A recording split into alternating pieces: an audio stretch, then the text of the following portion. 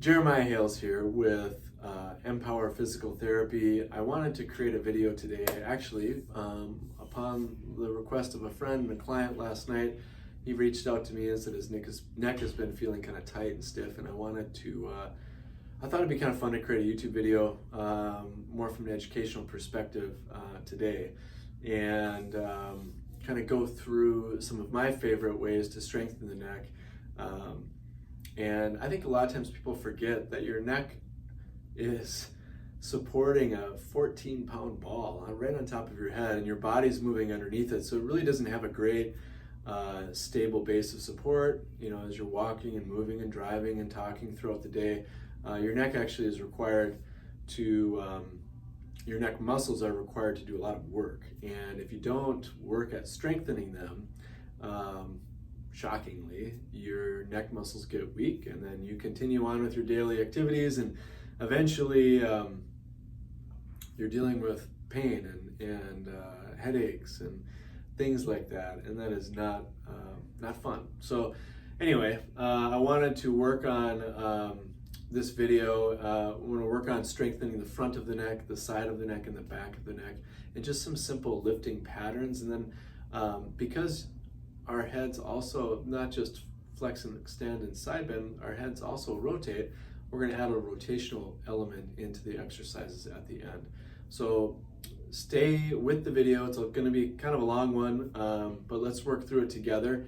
And if you have any questions, please comment underneath the video, and I will try to respond as I can. So let's get started. First exercise is called the chin tuck with a lift. You're going to lie on your back. You can do this in your bed or on the floor.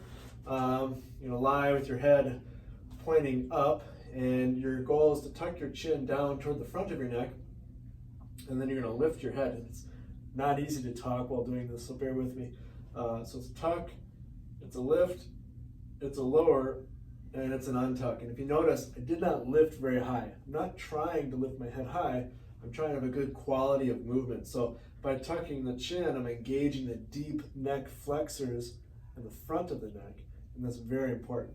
So we're going to tuck, we're going to lift, we're going to lower, and we're going to untuck and relax. And then we're going to tuck, and we're going to lift, and we're going to lower, and we're going to relax. And I really like people to start out at a tempo like that, maybe a 2 to 5 second hold. Over time, you can build that up to being longer, 15 to 20 seconds. And of course, then you do less reps. So when I do a shorter hold, I do more reps. So I might do 15, 20 reps. Longer holds, I might do a 15 to 20 second hold with 5 reps. Just a couple different ways you can mix that up. The next exercise will be on your side, and it can be awkward for some people to lie on your side when you're doing a neck exercise. A lot of people like to put their head on their arm, and I want to try to use the width of your shoulders to actually help you strengthen your neck. So in this exercise, I'm actually going to take that bottom arm and just tuck the forearm against your chest, and then in my case, my left arm, you can wrap it around, so you're essentially crossing your arms over your chest. And what you'll do with this exercise is keeping your nose pointed straight ahead. You're just going to lower your head down as far as you can comfortably and without pain. Then you're going to raise your head up. And if you notice, I'm not cranking my head up. I'm just going up to right about above parallel, if this is parallel, getting a little bit above that, and then I'm going to lower back down. And I'm going to raise up and go back down, just like that. I'd say that's a perfect tempo to start out with this exercise. Small 2 to 5 second hold at the top, and then lower down. Perfect, just like that. Okay, and of course you do that on both sides. To advance the exercise, what you would do is you'd lower down, and then as you raise up, what I like my clients to do is rotate.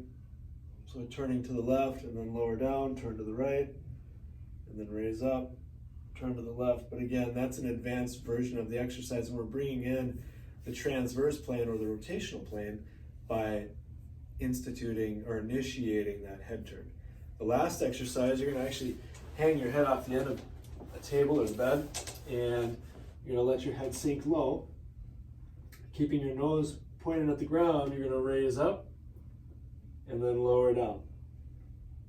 And raise up and lower down. Same thing with this exercise as the other two. You can add a little 2 to 5 second hold at the top. Nice slow tempo. And if we're going to add that transverse plane into this exercise, we're going to initiate a little head turn to the left, and then down, and a little head turn to the right, and down, and to the left, and down, and to the right, and down. Good.